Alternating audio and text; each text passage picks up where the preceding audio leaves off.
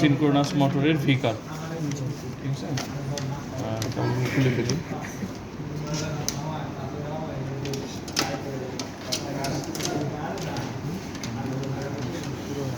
একটা armature coil, সার্কিটে একটা ফিল্ড কয়েল, একটা আর্মেচার কয়েল।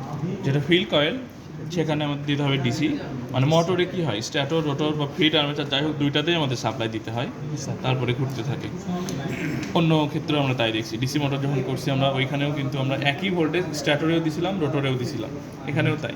মানে মোটরের ক্ষেত্রে আমরা এই আর্মেচার ফিল্ডেও দিব, আর ফিল্ড যেটা সেখানেও দিব, দুই পাশে আমাদের ম্যাগনেটিক ফিল্ড ক্রিয়েট করতে হবে। তো এটার যেটা ডিসি সেটা হচ্ছে আমাদের ফিল্ডে দিতে হবে ভেরিয়েবল ডিসি। আমাদের সোর্সটা দেখেন ভেরিয়েবল ডিসি, যেটা এখান থেকে নিতে হবে পজিটিভ আর negative, variable DC positive negative. আর এই পাশে যে এসি সাপ্লাইটা দেবো আমরা আর্মেচারে সেটা হচ্ছে ফিক্সড 3 ফেজ, আর এটা ভ্যারি করবো এখান থেকে, ঠিক আছে। তো ফিল্ডের সার্কিটে আপনারা যদি কানেকশন দেন আপনারা করেন, আমি হেল্প করি। এল পজিটিভ যেটা সেটা আসবে কোথায়, ফিল্ড কয়েলের এক প্রান্ত F1, পজিটিভটা দিলাম আমি F1 এ দেন। F1 আর F2 একটা কয়েল শর্ট আছে ইন্টারনালি। F2 থেকে কোথায় আসবে মানে আচ্ছা, আরেকটা কথা বলা হয়নি আপনাদের, যেটা এখানে আমাদের অ্যামিটার দুইটা আছে, একটা ফিল্ড কারেন্ট দেখার জন্য, একটা আর্মেচার কারেন্ট দেখার জন্য। অ্যামিটার দুইটার মধ্যে কোনো পার্থক্য আছে কিনা একটু দেখে বলেন তো। কারণ আমাদের ফিল্ডের সাপ্লাই ডিসি, কারেন্ট পাবো ডিসি, তাই আমাদের যন্ত্রটাও হবে কি ডিসি। কারণ ডিসি অ্যামিটারে আসবে F2 থেকে, F2 থেকে একটা নেন। হ্যাঁ দেখেন, যেটা এসি সেটা সাইন ওয়েভ দেওয়া আছে, অ্যামিটার থেকে এটাতে আসবে, ডিসিতে আসবে। আর এই কারেন্ট যেহেতু 1 অ্যাম্পিয়ারের উপরে আসা যাওয়া করে না, যে আমাদের 1-এই রাখা ভালো। ধরে ধরেন। আচ্ছা, আর এর নেগেটিভ যেটা আমাদের ডিসি ভোল্টের নেগেটিভ যেটা সেটা দিতে হবে অ্যামিটারে। এটা কমপ্লিট করবেন না, অ্যামিটারের একটা পজিটিভ একটা নেগেটিভ। তো লালগুলো দুটাই পজিটিভ, একটা 5 অ্যাম্পিয়ার, একটা 100 মিলি অ্যাম্পিয়ার, একটা 1 অ্যাম্পিয়ার দেখাবে। তো আমাদের যেহেতু 1 অ্যাম্পিয়ার, তো পজিটিভটা এই যে এটা যেটা দিলেন এটা কি আমাদের নেগেটিভ। নেগেটিভটা দেখেন নেগেটিভেই দিচ্ছি। এটা যদি আমি পজিটিভে দিতাম তাহলে কারেন্টটা উল্টা দিকে যেত, মানে মোট কথা উল্টা দিকে তো যাওয়ার আর রাস্তা নাই, অফ হয়ে থাকতো, উপরের দিকে আসতো না। হ্যাঁ হ্যাঁ, বাড়ি খেত। এতটুকু ঠিক আছে। এরপরে আমাদের আর্মেচারের যে কানেকশন 3 ফেজ সেটা করতে হবে। এখানে এল পজিটিভ যেটা বা সরি L1 যেটা সেটা একটা অ্যামিটারে যাবে, পজিটিভটা পজিটিভে দেন 1 অ্যাম্পিয়ার এটা। তারপর ওই পাশ থেকে যেটা বের হবে এল নেগেটিভ সেটা কোথায় যাবে, U1। এখন 3 ফেজের একটা ফেজে যাবে, U1 নামের ফেজে যাবে। L2 যেটা সেটা যাবে কোথায়, U2 দিছেন, U1 দিছেন, V1 এ যাবে, V1। আচ্ছা, L3 যেটা সেটা কোথায় যাবে, W1। তিনটা ফেজে তিনটা কানেকশন দিলাম, W1 এই পাশে নিচে লেখা আছে। আচ্ছা, এটা স্টার করতে হবে, তাই এক পাশটা আমরা কমন করে দিব। এই তো কেবল শর্ট করে দেন, সব স্ক্রুগুলো স্টার করে মানে কমন করেন, নিউট্রাল করেন।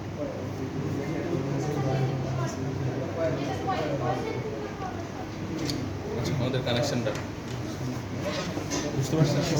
কানেকশন নিয়ে তো কোনো কোশ্চেন নাই, যদি থাকে বলে এই কানেকশনটা বুঝিনি, এটা কেমন করলেন বা হ্যাঁ আপনি পরে আসছেন। জি স্যার, দেখতেছি। আচ্ছা, এই এক্সপেরিমেন্টটা হচ্ছে একটা সিনক্রোনাস মোটরের ভিকার। এই হচ্ছে একটা সিনক্রোনাস মোটরের ভিকার কেন, এটা আমরা ফিল্ডে সাপ্লাই দিছি এবং আর্মেচারে সাপ্লাই দিছি। তো দেওয়ার পরে ফিল্ডের কারেন্টটা আমরা বাড়াবো বা ভোল্টেজটা বাড়ালে আর্মেচারের কারেন্ট আমাদের এক সময় কমতে থাকবে, কমতে একটা পর্যায়ে এসে আর কমবে না, তারপর আবার বাড়তে থাকবে। ওই যে দেখেন কার্ভটা স্যার ডিনোট করেই দিচ্ছে, ফিল্ড কারেন্টটা কমতে একটা পর্যায়ে এসে তারপর আবার একটু বাড়বে। এটা প্লট করলে দেখতে ভির মতো হয়, তাই এর নাম ভি কার্ভ। আচ্ছা, ভি কার্ভের বাম পাশেরটা ল্যাগিং পাওয়ার ফ্যাক্টরের জন্য ইউনিটি পাওয়ার ফ্যাক্টর, ঠিক আছে। চেঞ্জ করতে হয়, আপনি ফিক্সড একটা ক্যাপাসিটর ব্যাংক দিয়ে দিলেন, ওর মতো সে কাজ করবে। একটা ওখানে থাকে আইডিএমটি রিলে থাকে, রিলে অনুযায়ী কোনটা ধরবে কোনটা ছাড়বে তার ব্যাপার, তাই না। আর এটা হচ্ছে কি সিনক্রোনাস কন্ডেন্সার, এখানে over excitation mode under excitation মোডে নিতে হবে, তার জন্য আবার আপনার মোটরটাকে ওইভাবে অপারেট করতে হবে, তাই না? এটা একটু কষ্টসাধ্য ব্যাপার বা অনেক জায়গায় ইউজও করে পাওয়ার ফ্যাক্টর ইমপ্রুভমেন্টের জন্য। কারণ ওভার এক্সাইটেড যেখানে সেখানে আমরা লিডিং পাওয়ার ফ্যাক্টর পাই। যখন আমাদের ইন্ডাকটিভ লোড থাকবে ল্যাগিং পাওয়ার ফ্যাক্টর হয়ে যাবে, সেটাকে বাড়াতে হবে, তার জন্য এটা ওভার এক্সাইটেশনে অপারেট করতে হবে সিনক্রোনাস মোটরকে। আচ্ছা, তো আমরা তাহলে পাওয়ার সাপ্লাই দিয়ে ডাটা নেই, এটা থেকে আমরা ফিল্ড কারেন্ট পাবো ডিসি। ফিল্ড কারেন্টের জন্য ওই পাশ থেকে আমরা কী পাবো, আর্মেচার কারেন্ট এসি। এখানে দেখেন দুইটার স্কেল যেহেতু আমরা 1 অ্যাম্পিয়ার রাখছি, 1 অ্যাম্পিয়ারের জন্য যেটা হবে 0.2, এটা নিচের স্কেলটা, আর এটা একদম উপরের স্কেলটা। 0.2 কোথায় আছে? এখানে এই এতটুকু পর্যন্ত কয়টা ঘর? 10টা ঘর। তাহলে 10টা ঘর হলে 0.2 হয় যদি 10টা ঘর, প্রতি একটা ছোট ঘর কত হবে? 0.2কে 10 দিয়ে ভাগ করতে হবে। করেন, দেখুন কত হয়। 0.2 আসবে। কারণ প্রতি ছোট ঘর আমাদের 0.02 করে। তো আমরা যখন মেজারমেন্টে যাব কত ঘর আছে ওটা দেখে আমরা খুব দ্রুত বের করতে পারবো যেটা মান কত, তখন ক্যালকুলেশন করতে কষ্ট হবে না। 0.2 দিয়ে ওই ঘরটাকে গুণ করে দেয়। আচ্ছা, আমরা পাওয়ার সাপ্লাই দিলাম,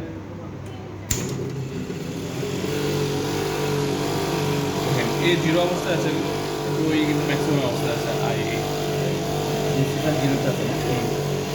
IF 0, আর ওটা কত 0.4, 0.6 এর মাঝখানেরটা হচ্ছে 0.5। 0.5 এর পরে কয় ঘর গেছে? 2 ঘর। তাহলে 0.54, 2 ঘরে 2 গুণ 4, 0.54। এটা 0, এটা 0.54, তাই না? এখন এটা আমরা বাড়াই,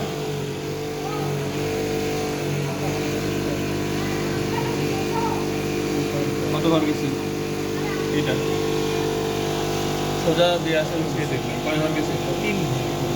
3 ঘর, 0.06। ওইটা কত কমছে? 0.4 এর পরে কয় ঘর আছে? 3 ঘর। 0.46।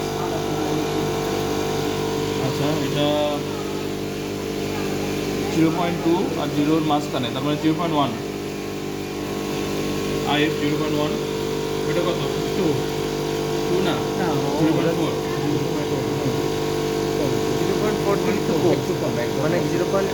সোজাসুজি দেখেন একটু কম, 0.39, 809, 409 মাঝখানে 0.39।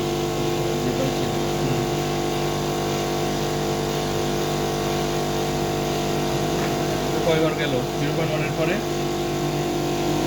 5 ঘর। 0.1 এর পরে 2 ঘর গেছে।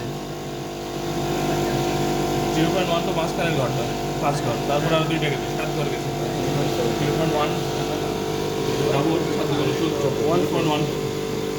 এটা কত কমছে? 0.3 মাঝখানে, সেখান থেকে উপরে আছে না নিচে?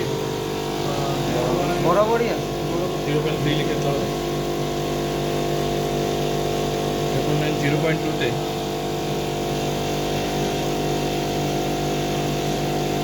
0.2-তে কত হচ্ছে ওইটা? 0.21 এক ঘর গেছে। 0.22 হবে তাহলে। হ্যাঁ, কোনটা? এইটা, এটা 0.2। হ্যাঁ, এর জন্য এটা কত? 0.22। এরপরে 0.24, 0.24, 0.24 নেন। ওইটা কত কমছে দেখেন? 0.1 মাঝখানে, তারপরে কয় ঘর গেছে? 1, 2 ঘর গেছে না? 0.14, 2 ঘরে 0. একটু বাড়াই, 0.2 কত হলো? কয় ঘর গেছে? 1 ঘর গেছে। 0.2 থেকে কয় ঘর? 1, 2, 3 ঘর না? 0.27 লিখে, 0.27, 3 আর 4-এর মাঝামাঝি অবস্থা। 0.12 ওইটা 0.12 এটা 1 ঘর গেছে। 0.1, 0.3-তে নেন। 0.3-তে ওইটা কত আছে? 0.1 1 একটু করে আছে এসিটা 1 আছে। দেখি না না 0.1 এর পরে 1 ঘর আছে, তাহলে 0.12ই আছে। 2 আছে। এটাই একটা মিনিমাম, এর নিচে আর কমবে না, একটু বাড়তেই থাকবে। 0.32 এবার 0.32-র জন্য এটা কত হচ্ছে? এই সাইড তো এক জায়গায় আছে। একটু বাড়েনি, 0.13 লিখে 0.32 ছিল, এবার লিখেন 0.34।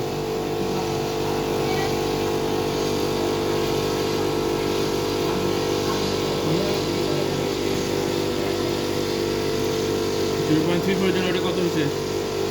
তো 0.5-এর পরে 1 ঘর আরও একটু বার, 2 ঘর টাইম 0.14। হ্যাঁ আরও অনেকগুলো মান লাগবে। আচ্ছা 0.38, এটার জন্য ওইটা মান কত? 0.5, 0.1-এর পরে কয় ঘর গেছে? 2 ঘর গেছে। 1 2, আচ্ছা 2 ঘর গেলে 0.14, আরেকটা 14 ছিল। আচ্ছা 3 ঘর না, 16 হবে না, 16। 0.4-এর জন্য নেন, 0.4-এ কত আসছে? 4 ঘর, তাহলে 18, 0.18। এখন আমার বাকি। হ্যাঁ বারো শুরু করছে। 0.42 কত গেছে এটা? 2-তে আছে সরাসরি 0.2। 2 আছে। 0.2 এরপর আর এই বোর্ডে দেওয়ার মতো জায়গা নেই, এতটুকু শেষ। আর ফুল প্রসেসটা দেখেন শুরুর দিকে ওইটা ম্যাক্সিমাম আছে, এই মিনিমাম আইএফ আমাদের সবসময় বাড়তেই থাকবে আর ওইটা কমতে থাকবে। আইএফ বাড়তে বাড়তে ওইটা কমতে কমতে এক সময় গিয়ে আর কমবে না, তখন ওটাই যায়, আর কমবে না, এখন আবার বাড়া শুরু করবে, বাড়তেছে বাড়তেছে, এই যে এখানে গেছি, মানে বাড়াটা অল্প, তাপটাও এরকম কমতেছে কমতেছে, এক জায়গায় গিয়ে আচ্ছা অন্য একটু বাড়বে। এটা হলো এক্সপেরিমেন্ট। মানগুলো বসালে আমরা